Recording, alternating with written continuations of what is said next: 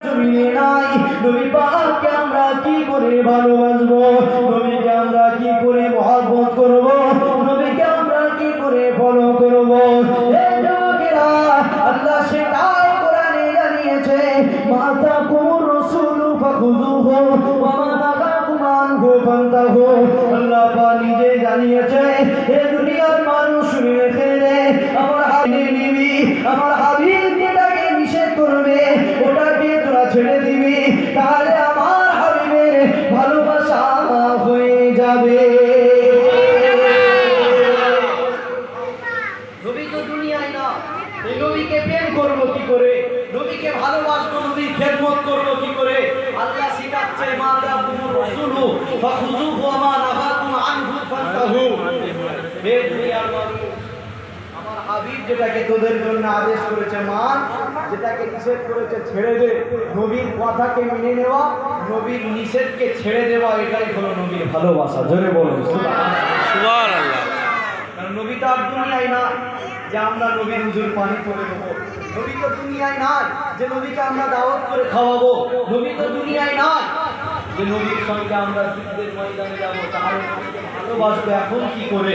নবী তো দুনিয়ায় নাই, তাই নবী রেখে যাওয়া সুন্নাতগুলোকে আমাদেরকে মানতে হবে, নবী রেখে যাওয়া কথাগুলোকে আমাদের মানতে হবে, নবী যাদেরকে ভালোবাসতে শিখিয়েছে তাদেরকে ভালোবাসতে হবে, নবীর কথাগুলোকে মেনে নেওয়াই হলো নবীর ভালোবাসা। জোরে বলুন সুবহানাল্লাহ। হে যুবকেরা, হে নবী পাকের প্রেমিকেরা, আল্লাহ নবী নিজে জানিয়েছে, যারা আমার ইমাম হাসান হুসাইনকে ভালোবাসলো, যারা আমি নবী আমাকে ভালোবাসলো, যারা আমার ইমাম হাসান হুসাইনকে ঘৃণা করলো, আমি নবী আমাকে ঘৃণা করলো, আজকে বড় আফসোস এই জায়গায়, বড় প্ল্যান করে ইমামে হাসান হুসাইনের আলোচনাকেও বন্ধ করার চেষ্টা চলছে।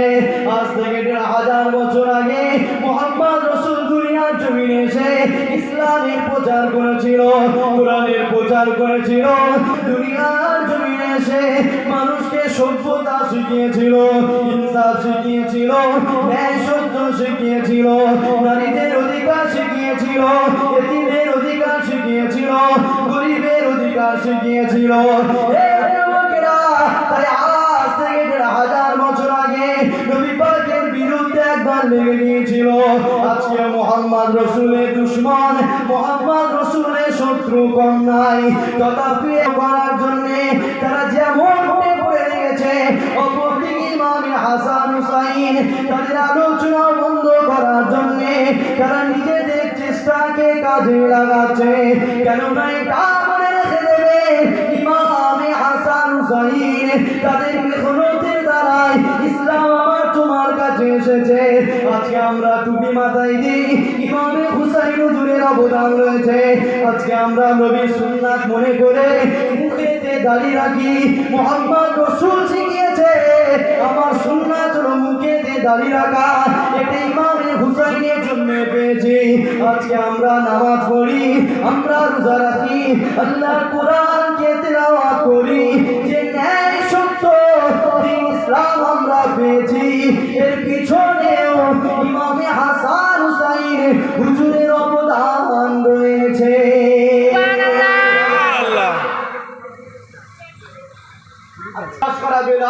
নবী দিবস করা না যায়, চলবে না। একদম নিয়াতের কথা মানুষকে শোনাতে লেগেছে, নারীদের অধিকার দিতে লেগেছে, এতিমের অধিকার দিতে লেগেছে, গরিবের অধিকার যখন নবী দিতে লেগেছে, তখন থেকেই নবীর বিরুদ্ধে একদল লেগে গিয়েছে।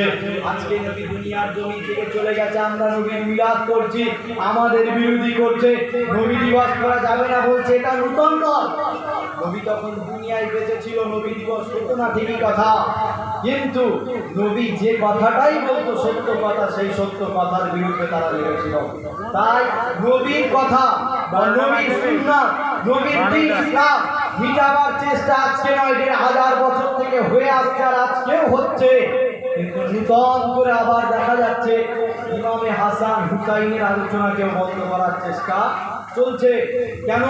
ইমামে হাসান হুসাইনের আলোচনা যত বন্ধ হবে, মানুষ ইমান থেকে তত বেরিয়ে যাবে। ইমাম হুসাইনের দিকে তাকিয়ে থাকেন, নিজে 70 থেকে 72 জন পরিবারকে নিজের সামনে ইসলামের জন্য কুরবান করেছে। জোরে বলুন সুবহানাল্লাহ। ইমাম হুসাইন কারবালার জমিনে নিজের পরিবারকে 70 থেকে 72 জন পরিবারকে আল্লাহর জন্য, নবীর জন্য কুরবানি করে দিয়েছে এবং নিজেও নানার দিনকে বাঁচাতে গিয়ে ঘর থেকে গলা। ইমামে হুসাইনের দ্বীনের প্রতি এত মেহনত রয়েছে, দ্বীনকে এত কষ্ট করে আমার তোমার কাছে পৌঁছে দিয়েছে। এই কথাগুলো যদি আপনাদের কাছে শোনানো হয়, ইসলামের প্রতি আরো দরদ বাড়বে, মহব্বত বাড়বে, ভালোবাসা জন্মাবে। ইমাম হুসাইন যদি নানার দিন বাঁচাতে গিয়ে, নবীর দিন বাঁচাতে গিয়ে, ইসলামকে বাঁচাতে গিয়ে 70 জন পরিবারকে যদি নিজে কুরবানি করতে পারে, আমরা কেন পারবো না? এই চিন্তা আমাদের হবে। ইমাম হুসাইন নিজে শহীদ হয়েছে দিন বাঁচানোর জন্য, আমরাও প্রয়োজনে নিজেদের শরীরকে দিয়ে দেবো, খুন দিয়ে দেবো, জান দিয়ে দেবো, তথাপি অন্যায়ের কাছে মাথা নত করবো না। যখন ইমাম হুসাইনের আলোচনা শুনবো, তখন আমাদের দিন এইভাবে জিন্দা হবে, ইমানগুলো এইভাবে জিন্দা হবে। যুদ্ধের বিষয়, আজকে যুদ্ধের ঘটনাগুলো কেটে কেটে কিতাব ছাপা হচ্ছে, যুদ্ধের ঘটনাগুলোকে বাদ দিয়ে দিয়ে বই ছাপানো হচ্ছে। বড় প্ল্যান চলছে ইসলামের উপরে, বড় প্ল্যান করে মুসলমানকে ইসলাম থেকে সরাবার চেষ্টা চালাচ্ছে।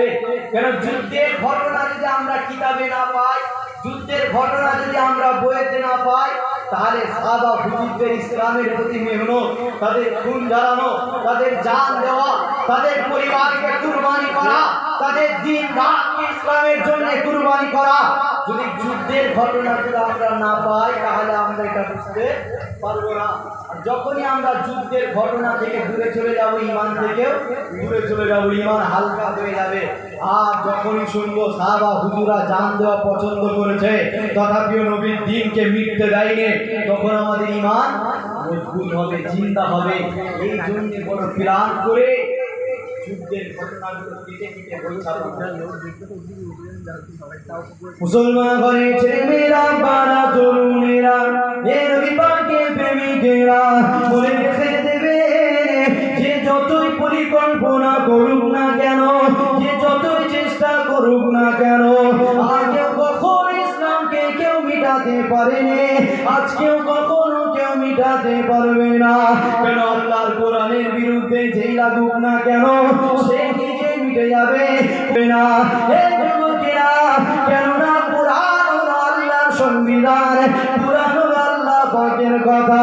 এজন্য ইতিহাস আজও সাক্ষ্য দেয়, ফিরআউন লেগেছিল, নমরুদ লেগেছিল, আবু জেহেল বা সাইবা লেগেছিল, তারা একে একে মিটে গেছে। ইসলাম আজও আছে, আগামীতেও থাকবে। ইতিহাস আজও সাক্ষ্য দেয়, যারা ইসলামের বিরুদ্ধে লেগেছিল তারা মিটে গেছে, ইসলাম আজও জিন্দা রয়েছে। যে যতই পরিকল্পনা করুক না কেন, মনে রেখে দেবে তাদের পরিকল্পনাটা বৃথা হয়ে যাবে। কেননা ইসলাম আমার আল্লাহ যেদিন নিজে তুলে নেবে, ওই দিন ইসলাম মিটে যাবে, তাকে কখনো কেউ মিটাতে পারবে না। তবে আমাদেরকে মজবুত হতে হবে, নবীর দ্বীনকে বাঁচাতে হবে, আল্লাহর কোরআনকে রক্ষা করতে হবে। কেননা আমরা যদি আল্লাহর কোরআনকে রক্ষা না করতে পারি, কোরআনকে আল্লাহ নিজে রক্ষা করে নেবে, কিন্তু আমাদেরকে মালিকের কাছে গিয়ে হিসাব দিতে হবে। কেননা মালিক আমাদেরকে জিজ্ঞাসা করবে, কোরআন তো আমি আল্লাহ রক্ষা করতে পারতাম, কিন্তু এই কোরআনকে তোদের কাছে পাঠিয়ে তোদেরকে আমি আল্লাহ দায়িত্ব দিয়েছিলাম। ওই কোরআন মিটানোর জন্য একদল উঠে পড়ে লেগেছিল, ওই কোরআনের বিরুদ্ধে কথা বলেছিল। তোরা কেন প্রতিবাদ করিস নি বল? তাদের বিরুদ্ধে কেন কথা বলিস নি বল? এজন্য কোরআন ইসলামকে আল্লাহ রক্ষা করে রেখে দেবে, কিন্তু যেখানে কোরআনের বিরুদ্ধে কথা হবে, আমাদের জান চলে যায়, প্রতিবাদ করতে হবে।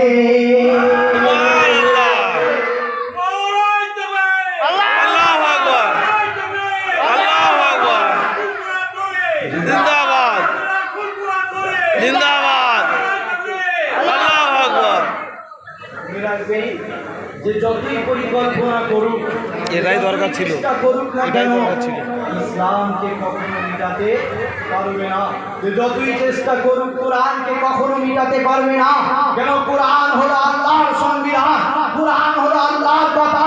মুস্তাফার সঙ্গে আল্লাহ কথা বলেছে, সেই কথা আল্লাহ কোরআনে দিয়েছে। অতএব দুনিয়ার কোন মায়ের লাল তৈরি হয়নি যে আল্লাহর কথাকে মিটাবে। চলে বলুন সুবহানাল্লাহ।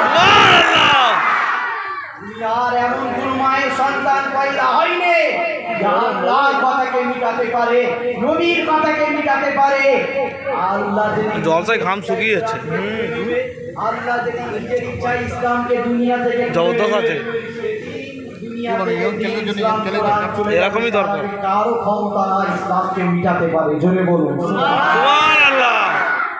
কিন্তু আমাদেরকে চেষ্টা রাখতে হবে, যখনই কেউ কোরআনের বিরুদ্ধে কথা বলবে মনে রাখতে হবে, কোরআনের বিরুদ্ধে কেউ কথা বললে আল্লাহ তাকে বলাচ্ছে, আল্লাহ তাকে বলাচ্ছে।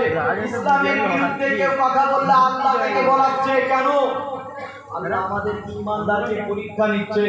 দেখি বেঈমানকে দিয়ে কোরআনের বিরুদ্ধে বলিয়ে, দেখি বেঈমানকে দিয়ে ইসলামের বিরুদ্ধে বলিয়ে, দেখি বেঈমানকে দিয়ে আমার নবীর বিরুদ্ধে বলিয়ে ঈমানদার চুপ থাকে নাকি প্রতিবাদ করে, ঈমানদার চুপ থাকে নাকি কোরআনের বিরুদ্ধে রাস্তায় নামে, ঈমানদার চুপ থাকে নাকি দ্বীনের বিরুদ্ধে জান দেওয়াকে পছন্দ করে। এগুলো আল্লাহ ঈমানদারের পরীক্ষা নিচ্ছে।